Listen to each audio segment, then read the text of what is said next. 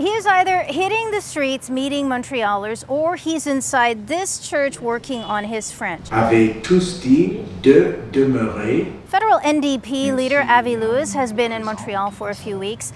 I dropped in on one of his French classes and I chatted with him about how he plans to rebuild the party, namely in Battleground Quebec. Avi Lewis, bonjour! Bonjour, c'est un plaisir d'être ici avec vous. Okay, c'est vraiment un plaisir.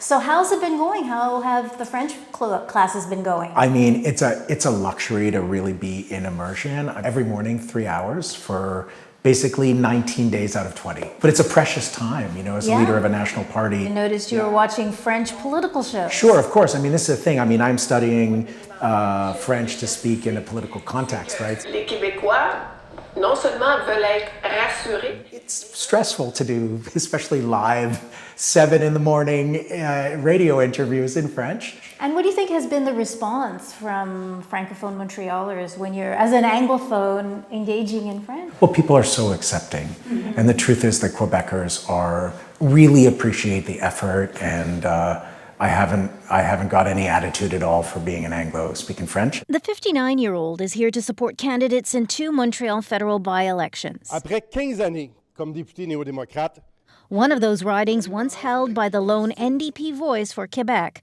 now running for provincial politics.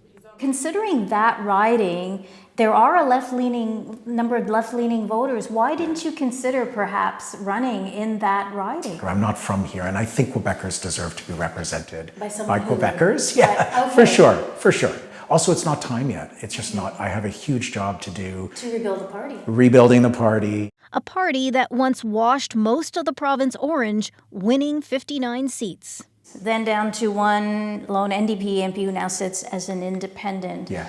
Why do you think the NDP has been struggling a bit in Quebec? You know, the truth is that 2011 high water mark was our high water mark. And since 2011, we've been going... That orange wave with Jacqueline. The orange crush, the orange wave. And I think, you know, a lot of that was Quebec fell in love with the bon Jack. And he had an incredible night on Tout le monde en parle. But ultimately, we were destroyed last time because of fear of Trump.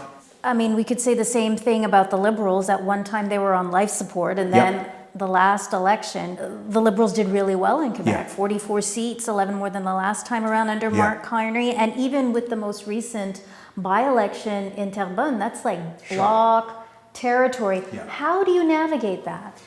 Those 44 seats in the last election, that was another Mark Carney. The truth is that we've seen a lot of things that Mark Carney didn't run on become priorities. He didn't run on a new pipeline.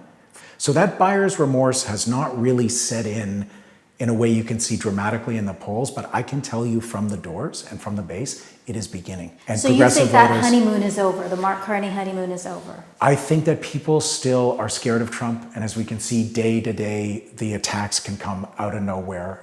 The threat is not over, and people in Canada still believe that the Prime Minister is a smart guy who is the best among the choices. It's our job to remind Canadians that there is a relentlessly progressive option on the left side of the spectrum, especially here in Quebec. And how do you sell those progressive policies, even if you want to talk about green jobs, electrification, renewable energy, because that also takes time to transition, and people are worried about the economy, people are worried about the jobs. Well, I mean, I think the facts sort of speak for themselves. People feel immense stress on a smoke day when the headlines are filled with praise for pipelines. And Quebecers understand that we need to get off oil and gas. Sure, it's going to be a transition and it's going to take time, but we haven't even started yet. I mean, I think we're seeing that democratic socialists like Zoran Mamdani in New York City, there's been a myth that the left can't govern, that the left, you know, doesn't know how to balance the books. We see democratic socialists in other jurisdictions who are filling potholes, providing daycare like in New York City. Lewis's focus is federal, even with a pivotal Quebec election coming up. If the Parti Québécois forms government in the next election and there is a referendum, how would you respond to the results of the referendum if it is a 50.1 in favor? I mean, that's a lot of ifs, I'll just be honest. The truth is that the NDP has a policy where we officially respect the right of Quebecers to choose their own destiny. A majority means 50% plus one. You know, we're still going to have all these debates and we're going to be dragged through them again honestly, I think it's the last thing on most people's minds. Il a jugé. Il a jugé. Ouais.